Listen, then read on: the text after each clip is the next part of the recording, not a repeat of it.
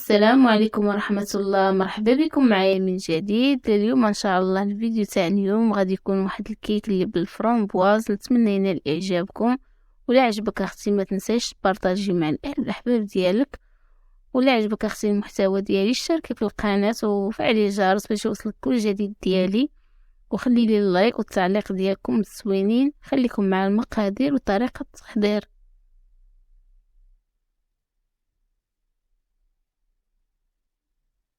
غنبداو بسم الله. المقادير غادي نحتاجو واحد 2 كؤوس ديال الدقيق الابيض، يكون نوعيه جيده ديال الحلويات، دائما القياس بكاس العنبه، واحد نصف كاس ديال سكر سنيده او سكر حبيبات، نصف كاس ديال الماء من الصنبور، يمكن لكم تعوضوه بدانون او تعوضوه بالحليب، نصف كاس من الزيت نباتيه، 2 بيضات بحراره المطبخ، واحد الكيس ديال خميره الحلويات ما يعادل 8 غرام، وكيس ديال الفاني ما يعادل 8 غرام.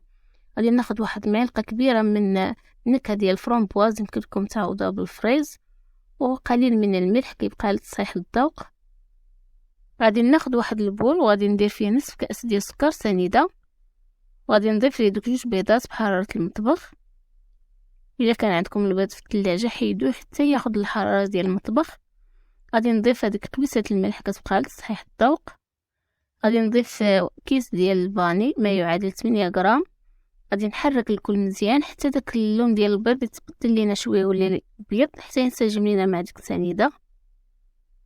غادي نبقى نطرب داك البيض مع السنيده حتى يتبدل ليه اللون ديالو ويرجع لينا اللون ابيض. ماشي بالضروره انه يضاعف ليه الحجم ديالو، حنا بغينا غير داك اللون ديالو يتبدل شويه.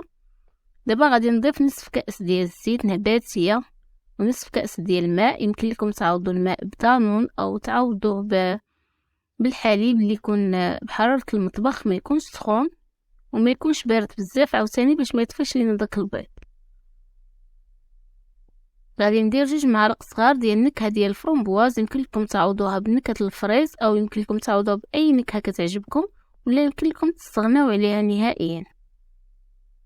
من بعد ما ضفت النكهه غادي نخلط دوك المكونات مع ديك النكهه حتى تنسجم لينا. كيف ما كتلاحظوا راه كتبدل لينا اللون.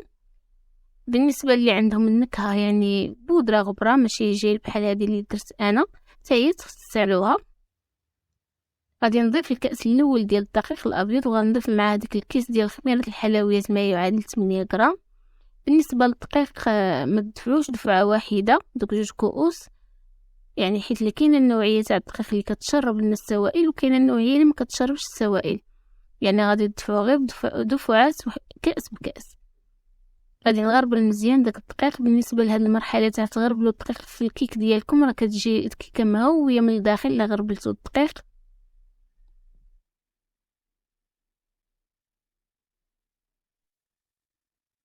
دابا غادي نضيف الكاس الثاني ديال الدقيق اللي عندي.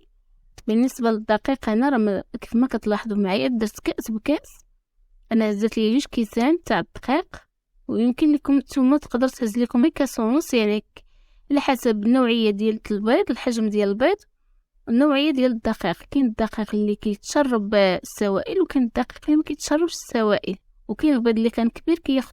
وهذا هو الشكل ديال الكيك من بعد ما طاب. بالنسبه للطهي ديالو انا راه شعلت عليه الفرن غير من التحت وخليته على النار اللي تكون مهيله حتى بان ليا الكيك ديالي نشف. عاد شعلت عليه من الفوق شويه غير تحمر صافي وحيت. غادي نخلط مزيان داك الدقيق اللي عندنا، داك الكاس الثاني. كيف ما قلت لكم كاين الدقيق اللي كيتشرب وكاين الدقيق اللي ما كيتشربش. بالنسبه لي انا خلطت لي 2 كيسان كاملين ديال الدقيق صافي، يعني اكتفيت غير بدوك 2 كيسان، راه ما حتى شي دقيق اخر من غير هذوك 2 كيسان. كيف ما كتلاحظوا معايا شوفوا يعني الخليط ديالنا ما كيكونش ثقيل بزاف وما كيكونش في نفس الوقت خفيف. بالنسبه للمول انا خديت هذا المول العجيب، دهنتهم شويه ديال الزبده ورشيتو عليهم شويه ديال الدقيق صافي، وخديت الخليط ديال العجين ديالنا درتو في هاد الكاس هذا باش يجيني ساهل نبدا نخويه. يمكن لكم ديروه في جيب حلواني او يمكن لكم ديروه غير في البلاستيكه غذائيه صافي. غادي نبدا. بالنسبه للمول راه ما كنعمروش بزاف باش نخليو داك الكيك ديالنا فين يتنفخ لينا ويزيد يطلع.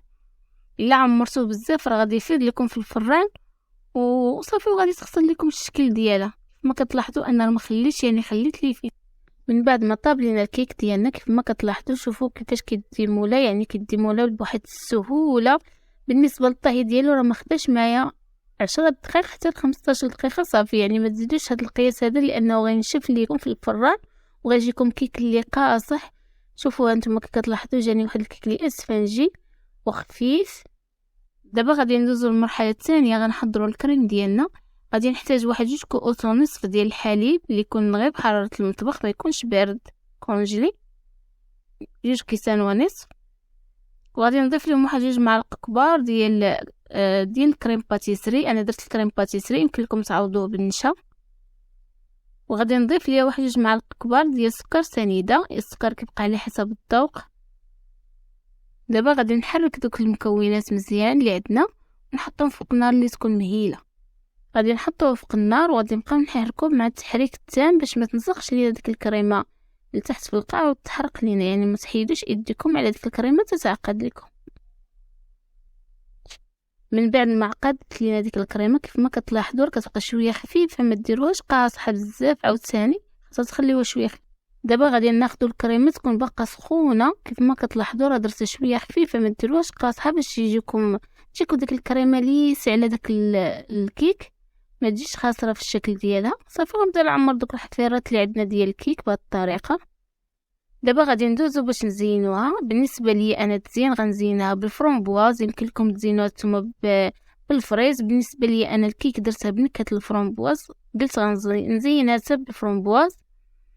كان عندي هاد الفرomboise هذا متوفر عندي في المجمد، صافي خديته وغادي نبدا ندير بهذه الطريقه. كيجي واحد الشكل اللي كيجي انيق وكيجي زوين. يمكن لكم نتوما تزينوا بالفريز هو كيعطي واحد المنظر زوين. دابا غادي ناخذ واحد شويه ديال الناباج وغادي نبدا ندهن داك الوجه ديال دوك الفرomboise، لانني انا كانوا عندي في المجمد غنعطيهم واحد اللمعه اللي تجي واحد اللمعه اللي عاطيه المنظر. دابا غادي ناخذ هاد الديسكيت هادو راه تيكونوا عند هادوك اللي كيبيعوا الحلويات، يعني خاص بالحلويات راه كيبيعوا هادي وحده بدرهم.